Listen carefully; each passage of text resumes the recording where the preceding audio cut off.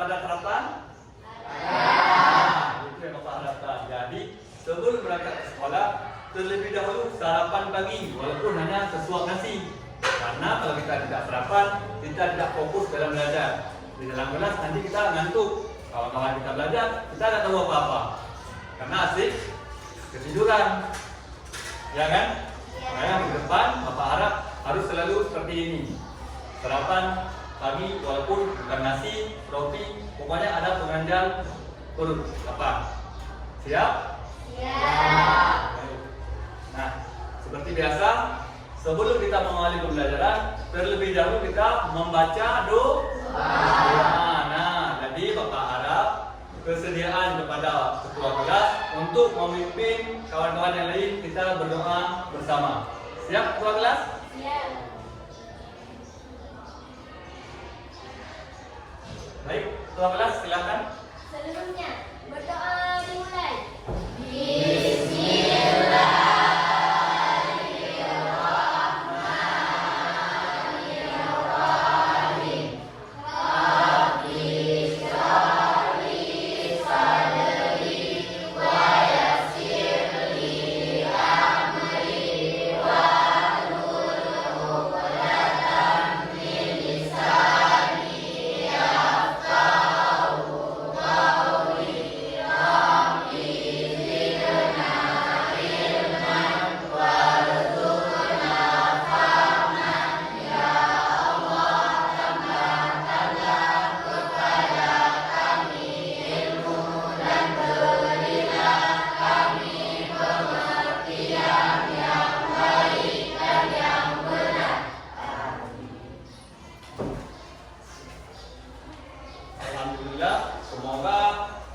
Berkat doa yang kita baca, kita mendapatkan rahmat dan keberkahan dari Allah Subhanahu wa taala sehingga kita mudah dan lancar dalam melakukan proses pembelajaran.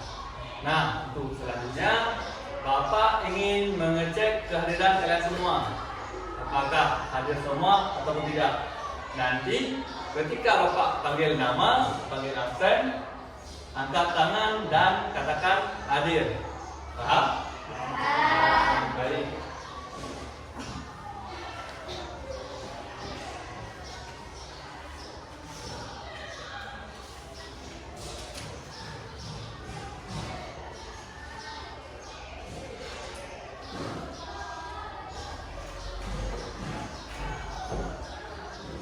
Dengan baik-baik. Aliza Putri. Hadir. Alfi Amalia. Hadir. Arumi Alfadila. Hadir. Lianu Aufan. Hadir. M. Fadil Maulana. Hadir. Muhammad Aiman Firdaus. Hadir.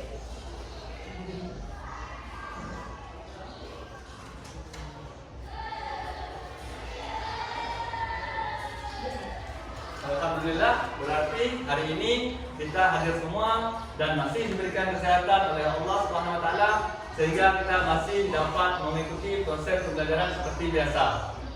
Nah, untuk itu, apakah sudah siap belajar semua hari ini? Siap. Baik. Nah, jadi sebelum kita memasuki kepada materi terlebih dahulu, maka untuk lebih semangat kita akan melakukan ice breaking. Nah, untuk ice breakingnya masih ingat tak yang kita lakukan minggu yang lalu? Masih. Nah, jadi ice breakingnya sama yang kita lakukan seperti yang minggu lalu. Jadi Bapak harap semuanya berdiri di tempat duduk masing-masing. Kita lakukan ice breaking seperti biasa. Nah, coba berdiri semua.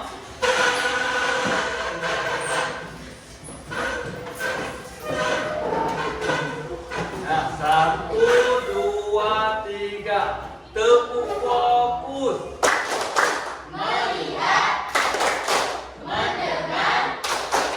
Mengingat. Fokus. Luar biasa. Tenang dulu semua. Nah, silakan duduk kembali ke tempat duduk masing-masing. Kalau begitu semangatnya, Bapak pun akan lebih semangat kepada kalian. Jadi kita bikin kelas ini harus lebih semangat, harus heboh. Siap? Siap. Nah, sebelum kita memasuki ke materi hari ini, apakah masih ingat materi kita minggu lalu? Masih. Masih? Semua masih ingat? Masih. Oke, siapa yang masih ingat? Tentang apa? Baik, tentang apa? Tentang kelahiran Pancasila. Luar biasa. Yang lain? Sudah masih ingat? Luar biasa. Masya Allah, berarti kalian bukan hanya belajar di rumah, tapi juga belajar di rumah bersama keluarga, orang tua, kakak, ataupun dengan teman-teman. Jadi Bapak harapkan seperti itu untuk kedepannya selalu belajar di rumah, bukan hanya fokus di sekolah. Paham? Nah, baik. Untuk materi hari ini kita adalah ini dia, perhatikan di layar monitor fokus. Judulnya Perumusan Penerapan Pancasila sebagai Dasar Negara. Paham? Nah, apa sih tujuan kita mempelajari perumusan dan penerapan Pancasila sebagai dasar negara? Untuk itu, mari sama-sama kita perhatikan di layar infocus. Nah, itu dia. Perumusan dan penerapan Pancasila sebagai dasar negara. Tujuannya yaitu yang ini. Kelihatan? Nah, yang pertama mendeskripsikan perumusan Pancasila sebagai dasar negara dalam sidang BPUPKI. Dan yang kedua, membandingkan pendapat para pendiri negara tentang isi Pancasila. Yang ketiga, mendeskripsikan perumusan dasar negara dalam sidang panitia 9. Dan yang keempat, mendeskripsikan penerapan Pancasila sebagai dasar negara. Nah, yang terakhir, menunjukkan semangat komitmen para pendiri bangsa dalam merumuskan dan menetapkan Pancasila sebagai dasar negara. Nah, itu dia 5 poin tujuan pembelajaran kita hari ini. Paham? Jelas?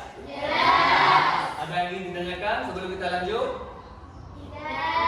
Mengerti semua? Baik. Nah, berarti ini tujuan. Sama seperti kita ke sekolah. Tujuan kita ke sekolah adalah belajar. Jadi, selain kita ada tujuan, pasti ada manfaatnya.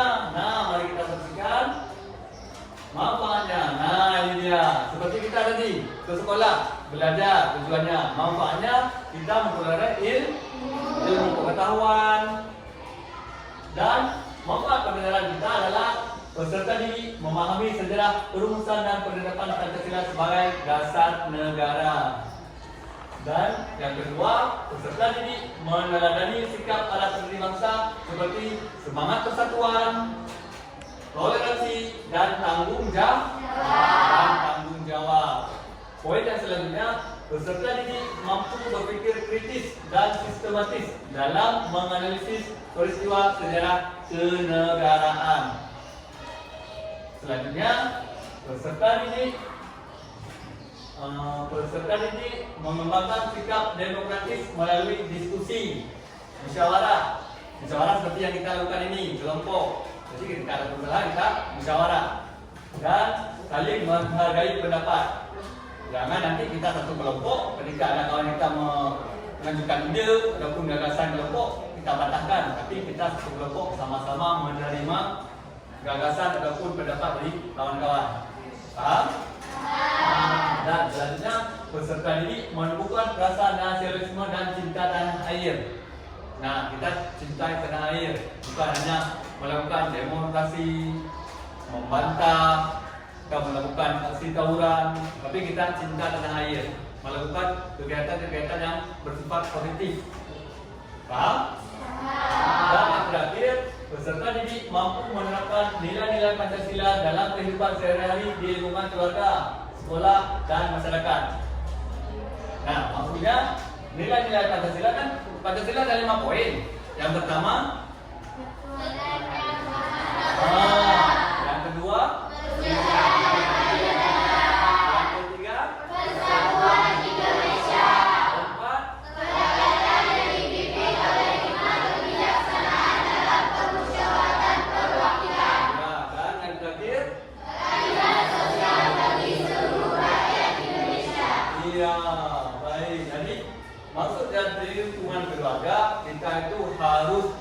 mengikuti atau menaati kedua ibu bapa, orang tua ataupun orang yang lebih tua daripada kita. Ketika apa yang dikatakan, kalau itu memang benar, kita ikuti, patuhi, bukan membantah. Dalam lingkungan sekolah seperti biasa, kan kita ini berbeda-beda dari keluarga yang berbeda-beda. Tapi ketika di sekolah kita itu satu tujuan, sama-sama belajar, mencari ilmu pengetahuan. Bukan ke sekolah mencari lawan, tapi kita mencari kawan. Dan di lingkungan masyarakat, ketika kita tinggal di masyarakat, kita itu harus mengikuti aturan yang ada di dalam masyarakat. Seperti di tempat-tempat pos kamling kan ada tamu wajib lapor 1 kali 24 jam. Jadi kalau kita berkunjung ke sana saudara, tempat orang lain, kita itu harus lapor kepada baik perangkat desa, kepala desa, ataupun sekdes, supaya jangan nanti dianggap kita tamu, orang tempat itu tidak kenal kita, jangan-jangan nanti kita pencuri, sudah kita digebukin, dipukulin. Nah, seperti itu. Karena setiap kehidupan pasti adanya aturan, baik dalam keluarga, sekolah, dan di lingkungan masyarakat. Nah, ada yang bertanya? Paham, mengerti semua? Baik, jadi sebelum kita lanjut, Bapak ingin bertanya, apa tadi materi kita hari ini? Perumusan sebagai dasar. Nah, ada yang tahu Pak? Lembaga atau organisasi yang mendominasi dasar penetapan Pancasila sebagai dasar negara. Ada yang tahu? Boleh. Siapa? Apa? BPUPKI luar biasa. Beri tepuk tangan untuk kita. Yang lain ada yang tahu? Saya Pak, PPKI. PPKI luar biasa. Beri tepuk tangan untuk kita. Masya Allah, luar biasa. Inilah semangat para pahlawan yang dulu mewarisi sama kita semua. Ini yang Bapak harapkan. Jadi kita itu harus benar-benar cinta tanah air, nasionalisme. Bukan hanya kita membanggakan diri, tapi juga kita menghargai jerih para pahlawan kita yang pernah melakukan aksi yang bertaruh nyawa untuk memerdekakan negara di Indonesia. Maka dari itu kita harus menjaga sikap nasionalisme tentang cinta tanah air. Jelas semua? Jelas. Baik, ada pertanyaan? Tidak. Oke, berarti kita lanjut masuk ke dalam materi. Nah, ini dia jawaban daripada kawan-kawan kita tadi, BPUPKI dan PPKI. Nah, sebelum Bapak lanjut, tahu nggak kepanjangan daripada BPUPKI? Ada yang tahu? Ya Pak. Boleh, apa? Badan Penyelidik Usaha-Usaha Persiapan Kemerdekaan Indonesia. Luar biasa, berikan tepuk tangan kita. Nah, BPUPKI adalah Badan Penyelidik Usaha-Usaha Kemerdekaan Indonesia. Tugasnya apa? Nah, lihat tugasnya merumuskan Pancasila sebagai dasar negara. Jadi, anggota BPUPKI ataupun kelompok dari anggota BPUPKI, mereka musyawarah memikirkan baik ide, gagasan ataupun pandangan mereka untuk mengusulkan dasar negara Indonesia. Itu dia tugas daripada BPUPKI. Nah, yang kedua PPKI. Nah, yang kedua PPKI. Tugasnya menetapkan Pancasila sebagai dasar negara Indonesia. Jadi, setelah BPUPKI merumuskan dasar negara, sudah ada dan diserahkan kepada PPKI. Begitu BPUPKI telah menyelesaikan tugasnya. Jadi selanjutnya dibentuk PPKI. PPKI panjangannya adalah Panitia Persiapan Kemerdekaan Indonesia. Iya, Panitia Persiapan Kemerdekaan Indonesia. Nah, jadi dua lembaga ini berbeda, tapi mereka satu tujuan, yaitu merumuskan dasar Pancasila. Seperti kita semua, kita ini kan berbeda kalangan keluarga, tapi kita satu tujuan, yaitu sama-sama mencari ilmu pengetahuan. Sama-sama mencari ilmu pengetahuan. Jadi sama dengan BPPKI. Mereka ini sama-sama merumuskan atau menetapkan Pancasila sebagai dasar negara. Ada ingin ditanyakan? Paham? Baik. Nah, kita lanjut. Nah, ini dia perumusan dasar negara. Perhatikan, dasar negara merupakan fondasi berdirinya sebuah negara. Oleh karena itu, dasar negara sebagai fondasi harus disusun sekuat dan sekukuh mungkin sebelum suatu negara berdiri. Nah, maksudnya contohnya seperti ini. Ketika kita ataupun seseorang akan membuat sebuah rumah, harus didasari dengan fondasi. Ya, harus diawali dengan fondasi. Tujuannya saat dibikin rumah ada posisi bongkar rumah. Dan fondasi itu harus kuat. Jangan baru angin sedikit sudah roboh, tapi harus siap menghadapi badai ataupun rintangan apapun yang menerjang rumah tersebut. Begitu juga dengan dasar negara, harus kokoh, harus kuat, harus mampu melawan segala ancaman baik dari dalam negeri, dari luar negeri. Makanya harus kokoh inti dari dasar yang pertama ini, fondasinya. Jangan nanti baru ada sedikit mahasiswa ataupun masyarakat melakukan demonstrasi, aksi tawuran, aksi anarkis, tapi negara tidak bisa menjamin ketahanan negara, keselamatan warga negara. Apalagi ancaman dari luar, seperti contohnya yang terjadi di Palestina dengan Israel, Rusia dengan Ukraina,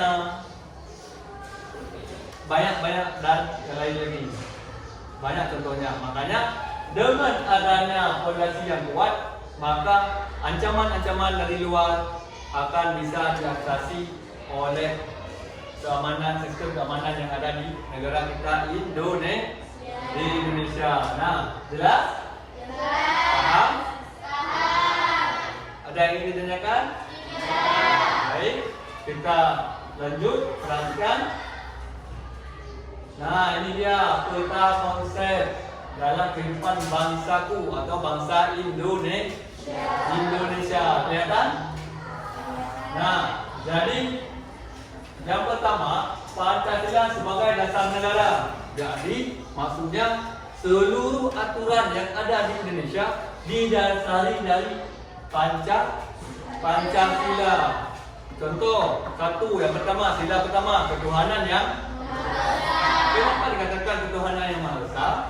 Karena di Indonesia kan diakui berapa agama? 6 agama yang diakui di Indonesia. Yang pertama, Islam, Kristen, Katolik, Buddha, Hindu, dan Konghucu. Jadi, kalau tidak didasari dari dasar Pancasila, maka kita akan bertegas bersama dengan agama yang lain, baik Islam dengan Kristen, Kristen dengan Hindu, Hindu dengan Konghucu. Karena setiap agama memiliki pandangan ataupun cara berpikir yang berbeda. Tidak bisa kita samakan agama Islam dengan agama Kristen. Contoh dari makanan, segi makanan. Orang Kristen bisa makan babi? Orang Islam? Hukumnya? Contoh yang simpel segitu.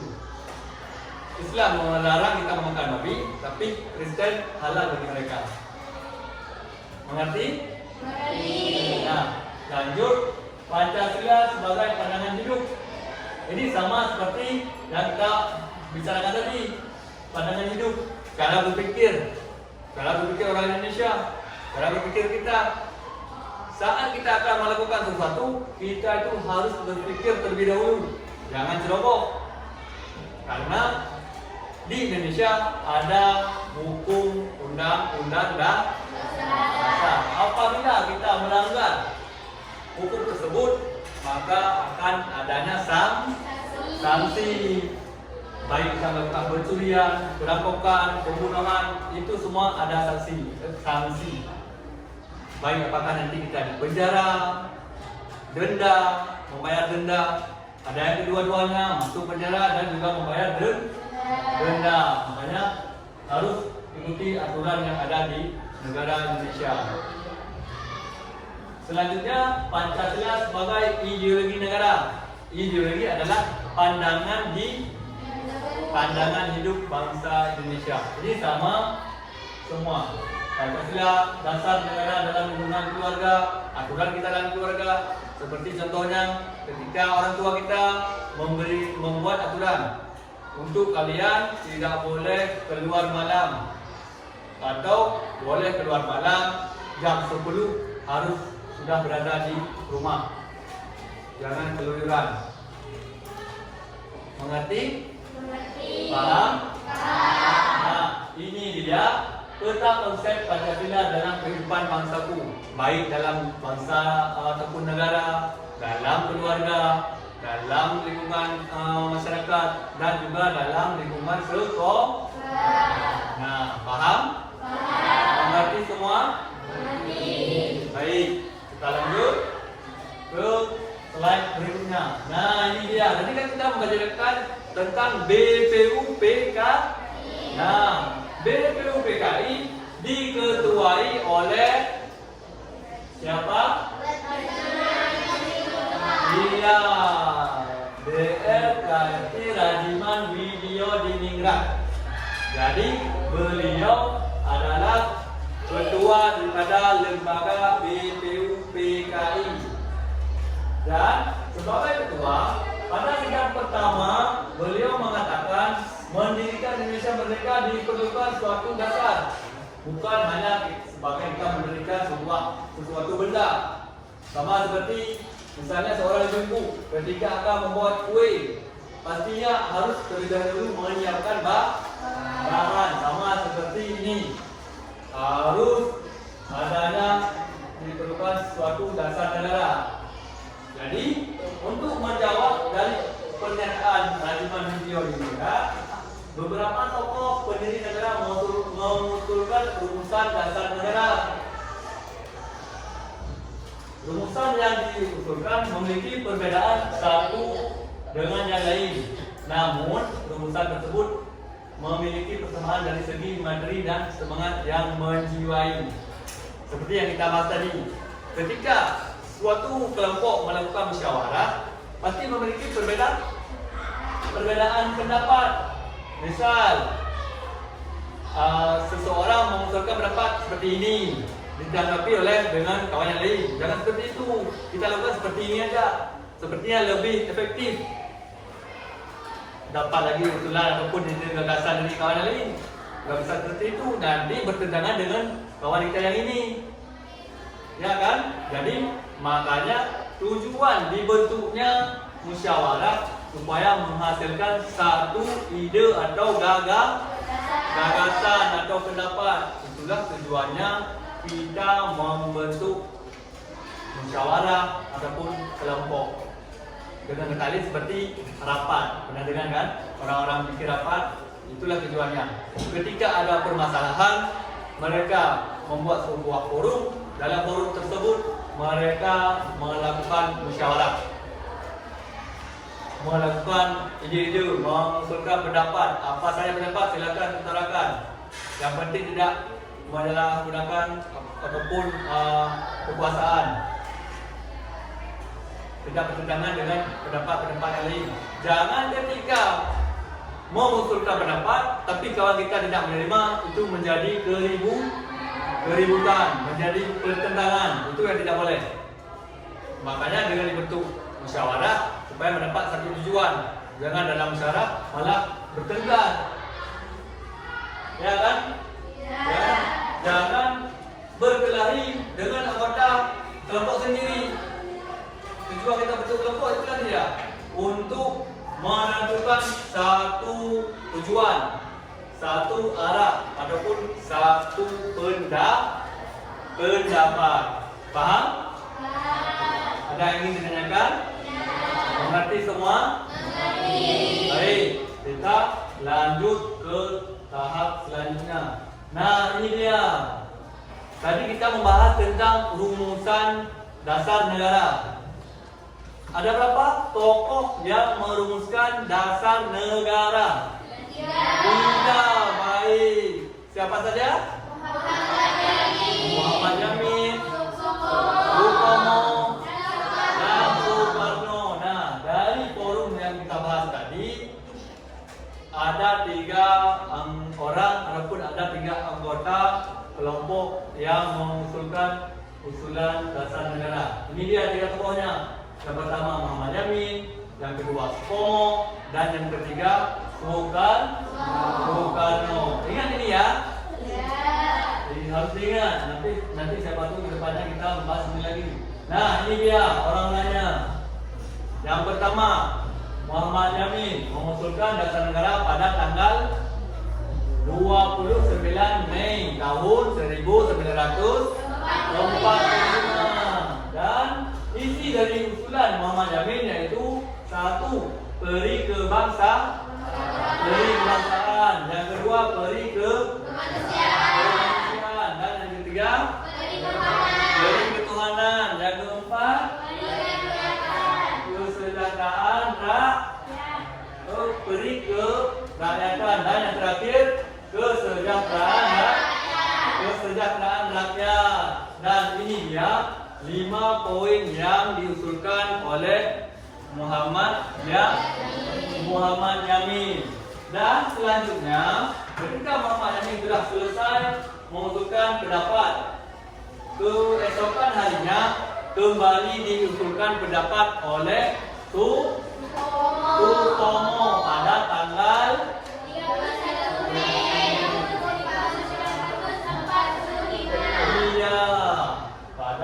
31 Mei tahun 1945, Sutomo mengusulkan usulan dasar negara yang isinya yang pertama persatuan, yang kedua kekeluargaan, yang ketiga yang keempat dan yang terakhir keadilan rakyat. Dan ketiga tokoh yang terakhir berarti Soekarno pada tanggal 1 Juni tahun 1945. Ya, 1 Juni tahun 1945. Dan isi daripada usulan dasar negara Soekarno yaitu yang pertama kebangsaan Indonesia, yang kedua internasionalisme atau peri kemanusiaan, yang ketiga mufakat atau demokrasi, yang keempat kesejahteraan sosial, dan yang terakhir nah itu dia 3 anggota kelompok yang mengusulkan usulan dasar negara. Mereka itu mengusulkan dasar negara bukan pada hanya 1 hari, tapi silih berkelanjutan. Yang pertama Muhammad Yamin, yang kedua Sutomo, dan yang terakhir adalah Soekarno. Nah, itu dia 3 tokoh yang mengusulkan usulan dasar negara. Paham sampai di sini? Paham. Jelas? Ada yang ingin ditanyakan? Baik, berarti kita lanjut. Nah, ini dia Soekarno. Dalam sidang itu pun menyampaikan bahwa kelima dasar negara tersebut bukan dinamakan Pancadharma atas petunjuk seorang teman ahli bahasa. Rumusan dasar negara tersebut dinamakan Pancasila. Sila artinya asas atau dasar, dan di atas kelima dasar itu mendirikan negara-negara yang kekal dan abadi. Jadi menurut Soekarno 5 sila tersebut ingin dinamai Panca Dharma. Namun atas petunjuk teman seorang ahli bahasa diubahlah dari Panca Dharma ke Pancasila. Jadi sampai sekarang Pancasila masih sama digunakan. Dari Pancasila ini juga bisa dibagi kepada dua kata, Panca dan Sila. Masih ingat tak? Oke, Panca artinya Asas atau dasar. oke, Sila artinya 5 ya, 5 poin. Makanya bercetuslah Pancasila. Ini diingat baik-baik. Siapa tahu nanti ke depannya ada pertanyaan yang akan keluar jawaban seperti ini. Pahami, pelajari lebih lanjut.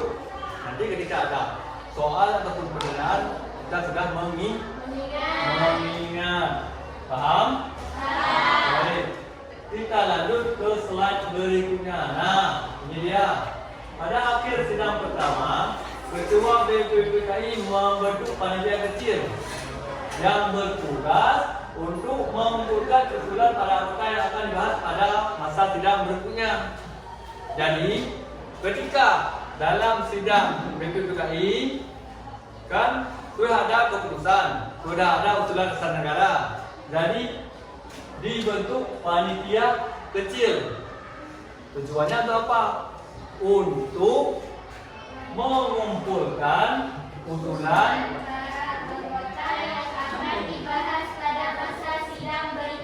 ya, untuk mengumpulkan usulan yang sudah diusulkan oleh 3 anggota yang tadi untuk dibahas pada sidang berikutnya. Nah, panitia kecil beranggotakan 8 orang di bawah kepemimpinan Soekarno. Tadi BPUPKI ketuanya Rajiman Widyadiningrat dan dibentuk panitia kecil beranggotakan 8 orang di bawah pimpinan Insinyur Soekarno. Dengan anggota terdiri dari Ki Bagus Hadi Kusumo, Kiai Haji Wahid Hashim, Mr. Muhammad Yamin, Sultan Fatodi Kusumo, A.A. Malamis, Odo Iskandar Dinata, dan Dr. Andes Muhammad Hatta. Nah, ini dia 8 anggota pimpinan di bawah Insinyur Soekarno. Mereka membahas ini dia nanti usulan-usulan yang sudah disampaikan oleh anggota-anggota forum sebelumnya untuk dibahas pada sidang berikutnya. Nah, sidang ini pun sesudah di sidang dilakukan di gedung Chow Sang Yi atau sekarang dinamakan dengan gedung Pancasila, mengadakan rapat dengan 38 anggota BPPKI di kantor Jawa Hokokai. Pertemuan tersebut membentuk lagi satu panitia dengan sebutan Panitia 9. Jadi panitia kecil membentuk sidang di gedung Chow Sang Yi, sehingga selanjutnya panitia kecil mengadakan rapat dengan anggota 38 orang.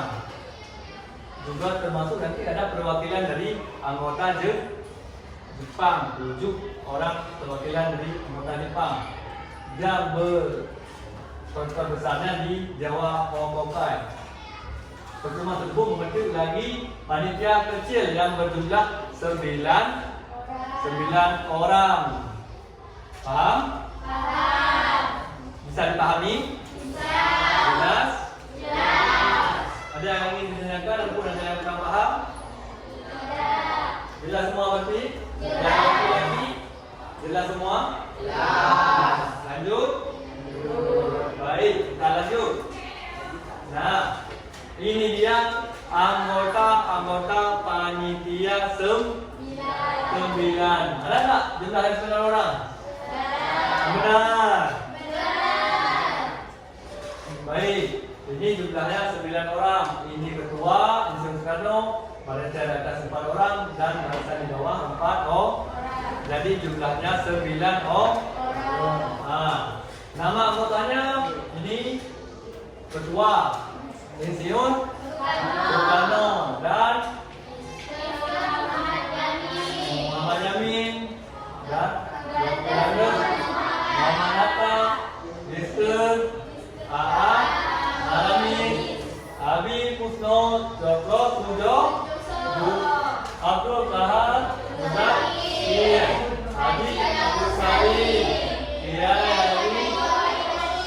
Dr. Ahmad Subarjo, dan ini dia panitia 9 yang akan merumuskan usulan dasar negara yang sudah dibahas pada sidang sebelumnya.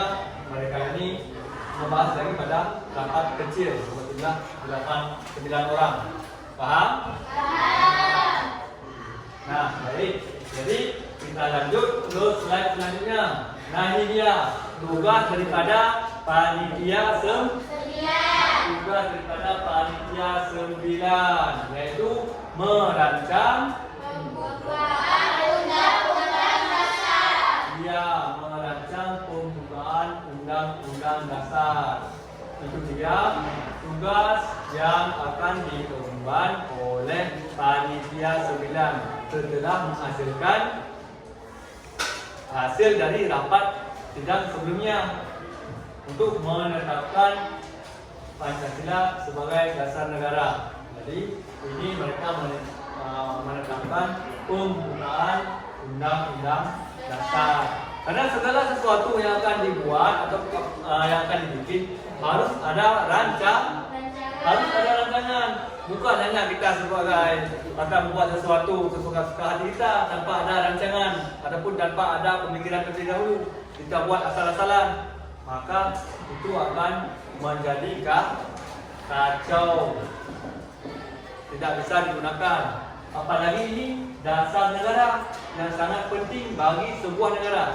Dasar negara, undang-undang, sama dengan halnya hukum dasar. Jadi harus melakukan rancangan terlebih dahulu agar kedepannya itu menjadi efektif, efisien, tidak bertentangan satu dengan yang lain. Paham? Mengerti semua? Baik, perhatikan, kita lanjut. Ini dia pembahasan pembukaan undang-undang dasar oleh panitia 9. Panitia 9 mengadakan rapat di rumah kediaman Insinyur Soekarno di Jalan Pengalasan Timur nomor 56 Jakarta. Nanti siapa tahu ada ke Jakarta bisa cari halaman ini. Itulah kediaman Insinyur Soekarno. Dan pada tanggal 22 Juni 1945, panitia 9 telah mencapai satu persetujuan atau kesepakatan tentang rancangan pembukaan undang-undang dasar. Nah, pada tanggal ini panitia 9 sudah mendapatkan satu pendapat ataupun satu hasil dari musyawarah ataupun hasil dari rapat. Sudah mendapatkan satu persetujuan untuk tentang rancangan pembukaan undang-undang dasar. Dan oleh itu, Insinyur Soekarno, rancangan pembukaan hukum dasar ini diberi nama dengan Mukaddimah oleh Muhammad Yamin, diberi nama Piagam Jakarta. Jadi ada perbedaan nama tentang hasil rancangan pembukaan undang-undang dasar. Menurut Soekarno bagusnya diberikan nama Mukaddimah, tapi menurut Muhammad Yamin bagusnya dinamakan dengan Piagam Jakarta. Dan selanjutnya naskah Mukaddimah tersebut dibawa ke sidang kedua BPUPKI, yaitu pada tanggal 10 sampai tanggal 17 ya. Dan pada tanggal 14 Juli Mukaddimah disepakati oleh BPUPKI. Jadi pada dalam sidang ini BPUPKI menyepakati bahwa usulan dasar negara dinamakan dengan Mukaddimah. Jadi semuanya diperhatikan, diingat baik-baik untuk kedepannya siapa tahu keluar soal seperti ini. Jadi kita sudah tahu jawabannya. Paham? Paham. Baik, nah kita lanjut ke slide selanjutnya. Ini dia perumusan Pancasila termuat dalam naskah Piagam Jakarta. Dalam alinea keempat naskah Piagam Jakarta terdapat rumusan dasar negara sebagai berikut. Yang pertama, ketuhanan dengan kewajiban menjalankan syariat Islam bagi pemeluk-pemeluknya. Yang kedua, kemanusiaan yang adil dan beradab. Yang ketiga, persatuan Indonesia. Yang keempat, kerakyatan yang dipimpin oleh hikmah. Pemikiran dan perjuangan ya. Dan yang kelima, keadilan sosial bagi seluruh rakyat Indonesia. Nah, coba kalian perhatikan. Dalam naskah Piagam Jakarta ini, 5 poin ini ada nggak yang berbeda dengan Pancasila yang sekarang kita gunakan? Ada. Nomor berapa? Nomor 1. Iya, nomor 1. Sekarang yang kita gunakan adalah ketuhanan yang Maha Esa. Ini ketuhanan dengan kewajiban menjalankan syariat Islam bagi pemeluk-pemeluknya. Kenapa diganti? Karena ini kan memutuskan, putus, ya kan? Kenapa putus? Kenapa dikatakan putus? Karena ini putus syariat bagi orang Islam. Sedangkan kita tadi telah membahas di Indonesia adanya 6 agama. Kalau usulan ini yang digunakan, maka itu akan bertentangan dengan agama yang lain. Paham? Mengerti semua? Nah, baik, kita lanjut. Ini dia rumusan dasar negara yang tercantum dalam naskah Piagam Jakarta. Dalam sidang PPKI tanggal 18 Agustus mengalami perubahan pada sidang pertama yang kita bahas tadi. Kenapa? Latar belakang perubahan yang pertama, menurut Muhammad Hatta bermula dari datangnya usulan Ofsir Kaibul, Angkatan Laut Jepang. Mereka memberitahu bahwa wakil-wakil Protestan dan Katolik di wilayah yang dikuasai oleh Angkatan Laut Jepang merasa keberatan dengan bagian rumusan dasar negara dalam naskah Piagam Jakarta. Nah, seperti kita bahas tadi, kenapa harus diganti poin yang pertama, karena itu memutuskan untuk satu agama, sedangkan di Indonesia memiliki banyak agama.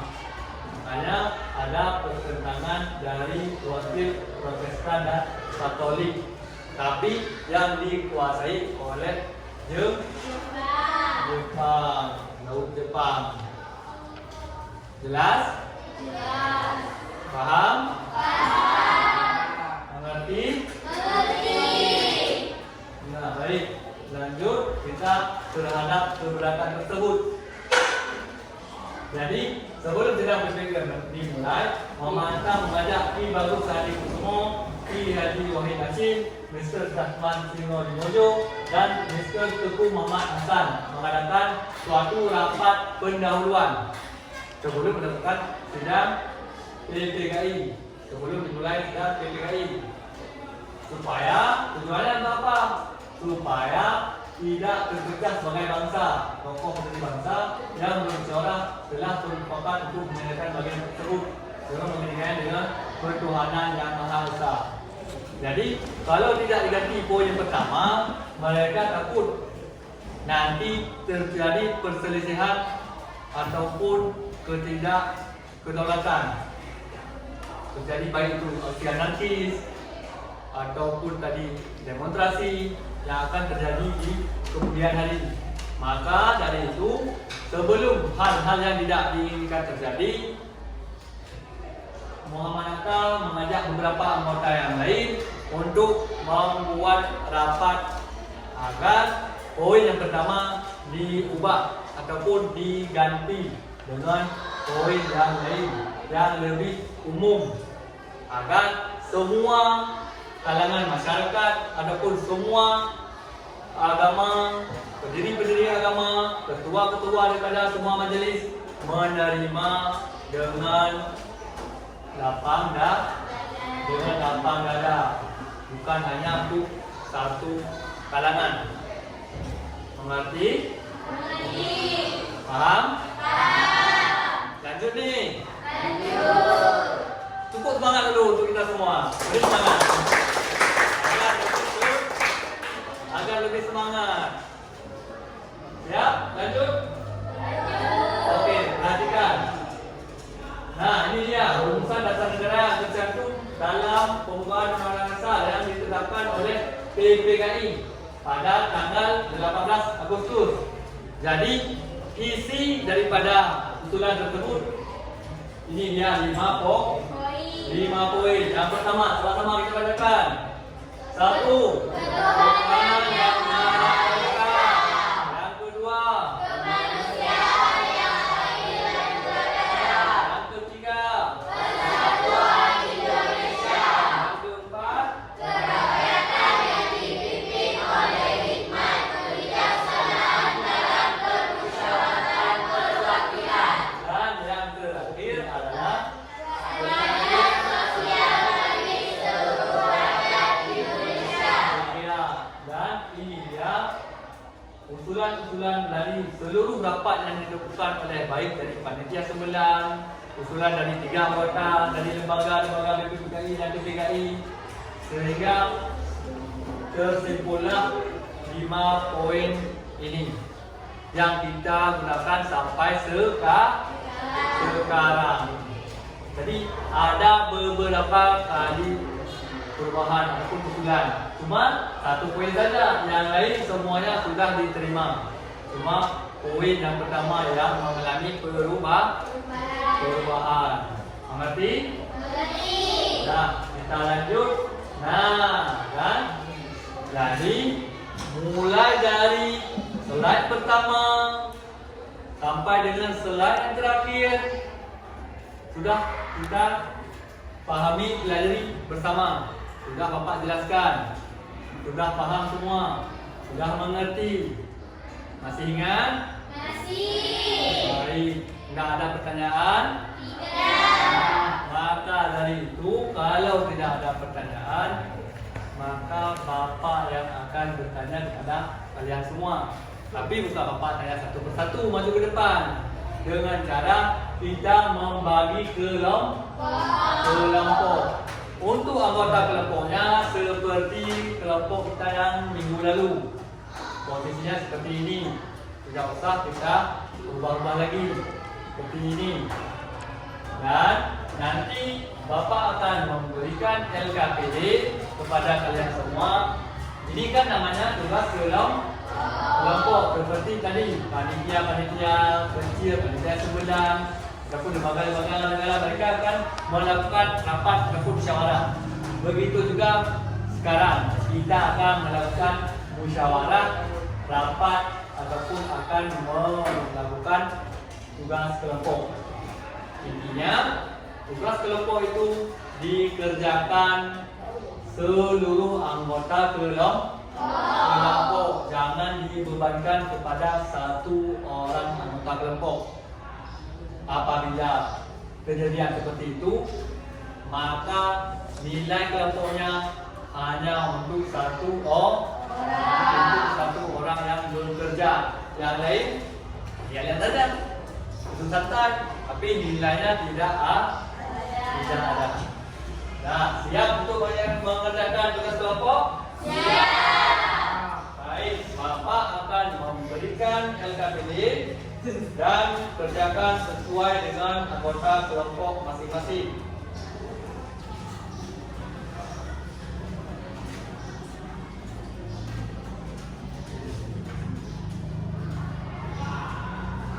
Ini kelompok 1, ini kelompok 2, ini kelompok 3, dan ini kelompok 4. Nah, sudah dapat semua?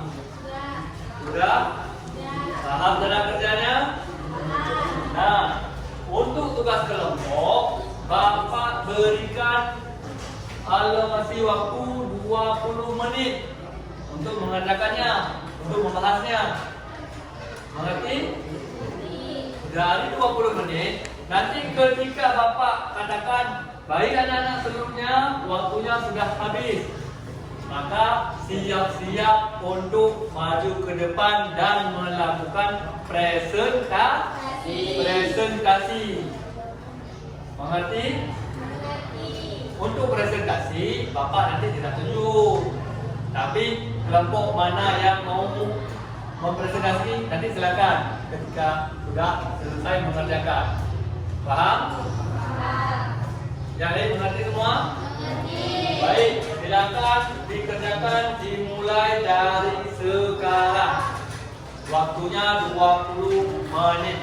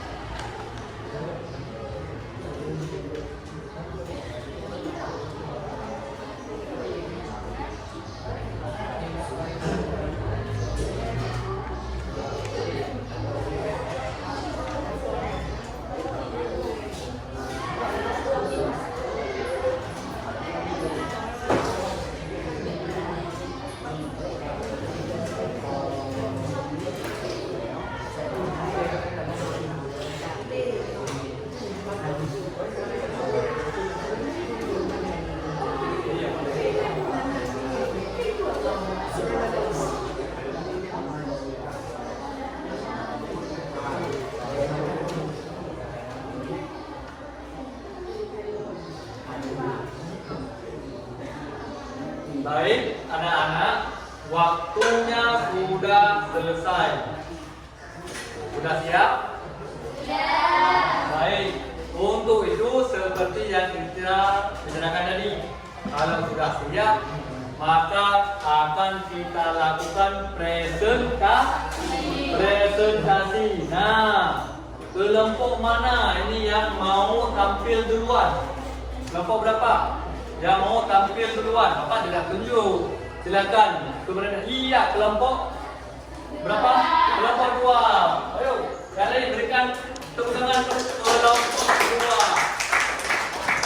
Baik, silakan kelompok 2 maju ke depan dan presentasikan hasil kerja kelompoknya.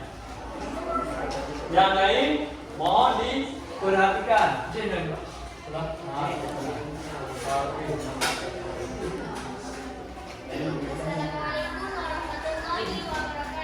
Waalaikumsalam warahmatullahi wabarakatuh. Kami dari kelompok 2 ingin mempresentasikan hasil kerja kelompok kami.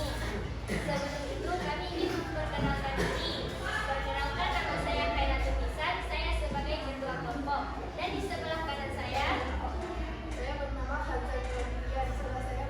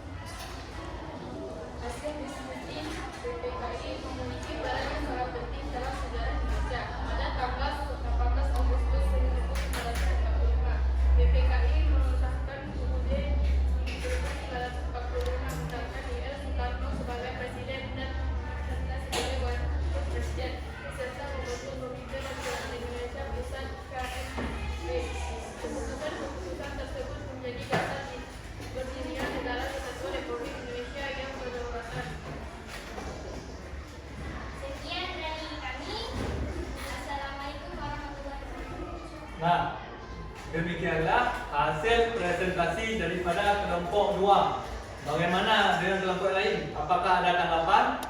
Ada pertanyaan dari kelompok yang lain untuk kelompok yang tampil? Sudah jelas semua?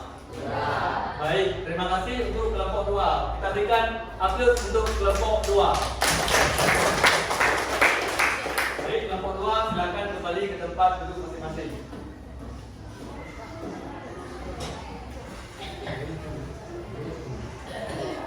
Nah, yang lain, kelompok yang mau tampil lain, siapa? Kelompok berapa? Kelompok 1. Baik, kita berikan aplaus untuk kelompok 1. Baik, silakan kelompok berdepan. Nah, kelompok yang lain sama seperti tadi, perhatikan dengan seksama apa yang akan dipresentasikan oleh teman kita yang kelompok 1. Baik, silakan. Assalamualaikum warahmatullahi wabarakatuh. Waalaikumsalam warahmatullahi wabarakatuh. Kami dari kelompok 1 ingin mempresentasikan hasil kerja kelompok kami. Sebelum itu saya perkenalkan nama saya Aisyah Azhara beserta kelompok kami.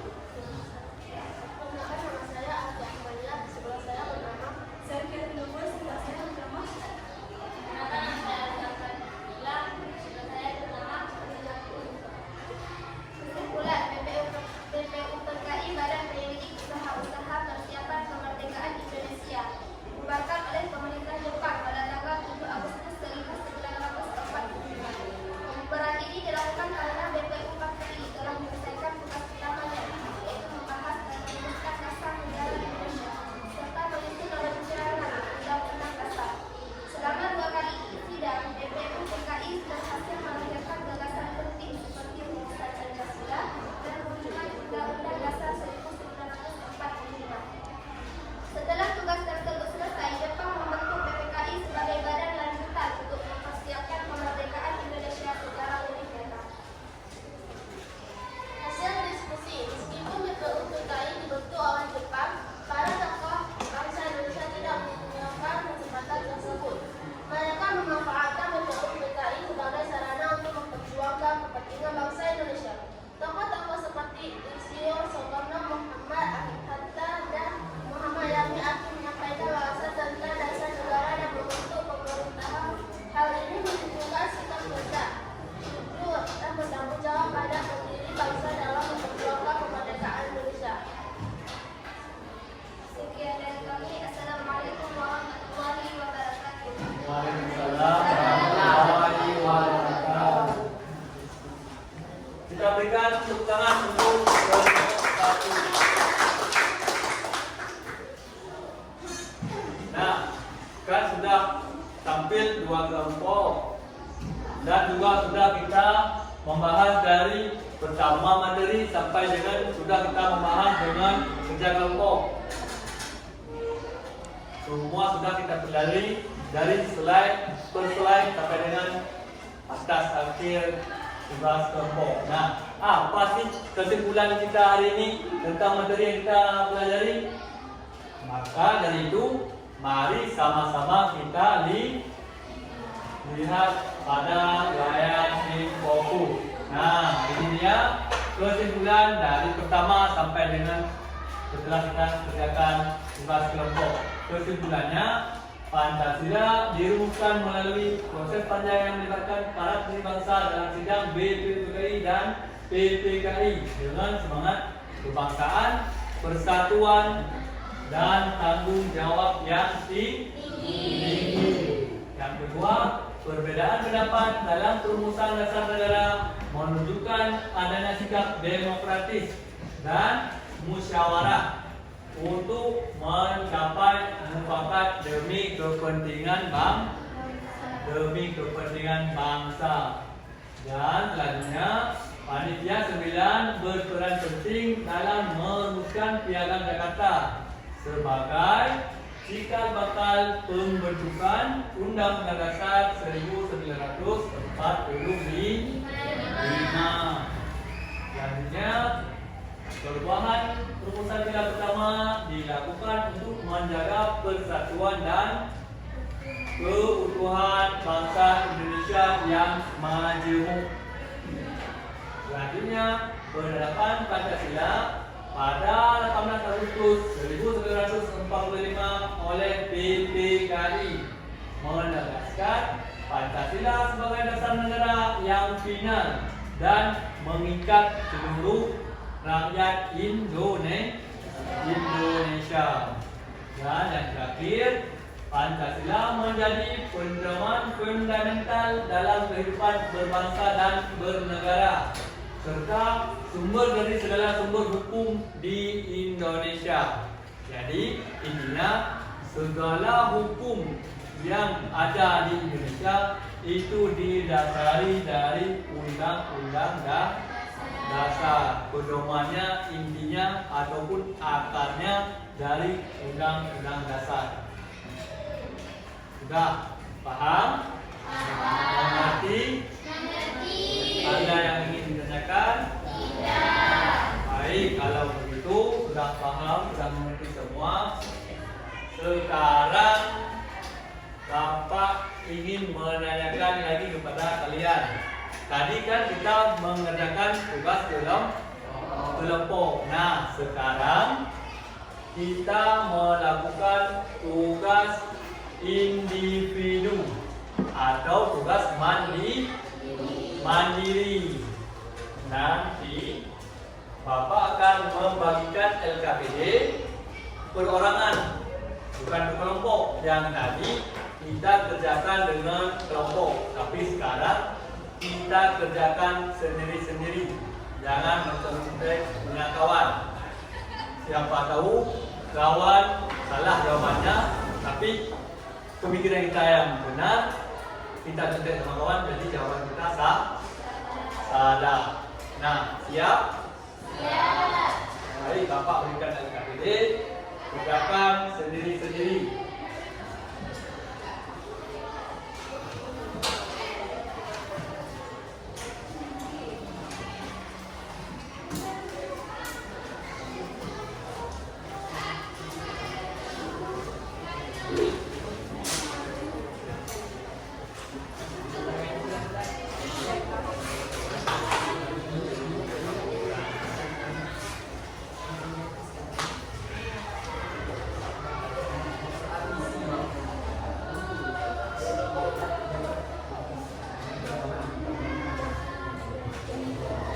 Nah, sudah dapat semua lembaran kerjanya?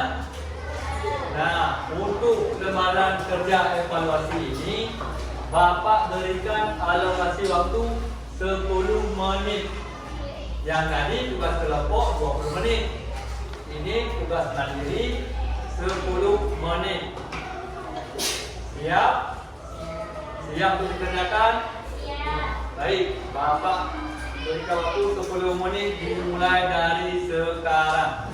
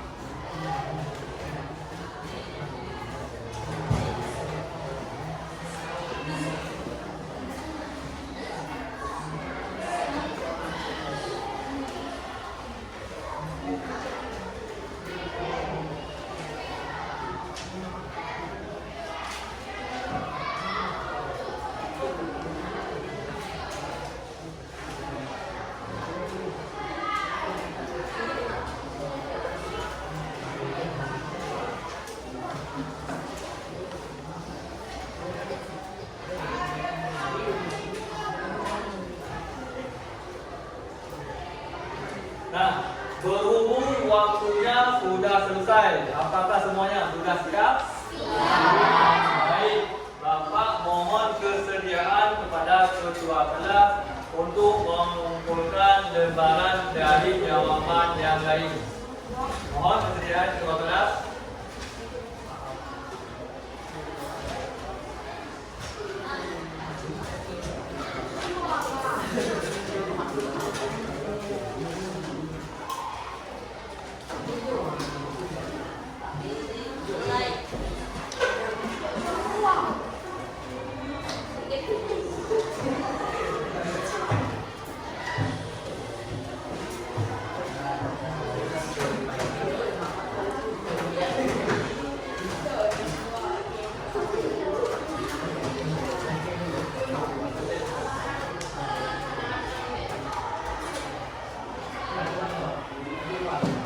Nah, demikianlah pertemuan kita hari ini.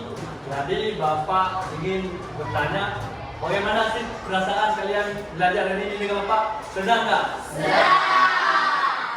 Semangat? Semangat. Ingin berjumpa kembali?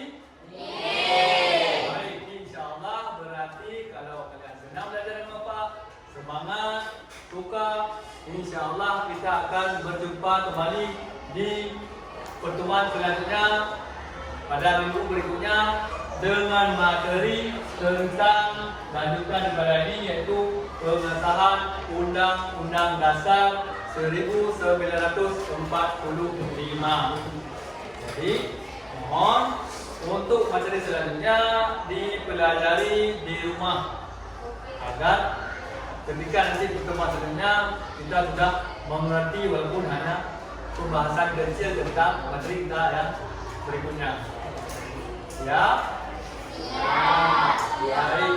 Dan seperti biasa, pesan Bapak kepada kalian, dengan kondisi kita sekarang yang baru saja ditimpa bencana, musibah, banjir dan tanah longsor, untuk menjaga kesehatan masing-masing.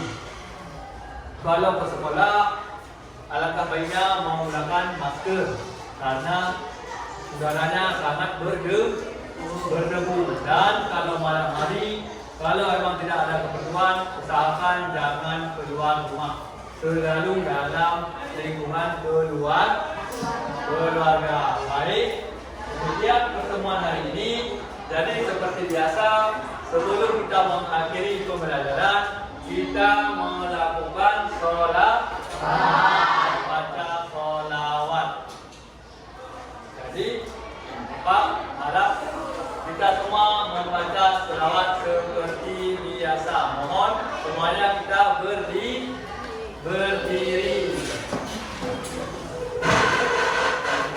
dan dipimpin oleh ketua kelas. Silakan ketua kelas.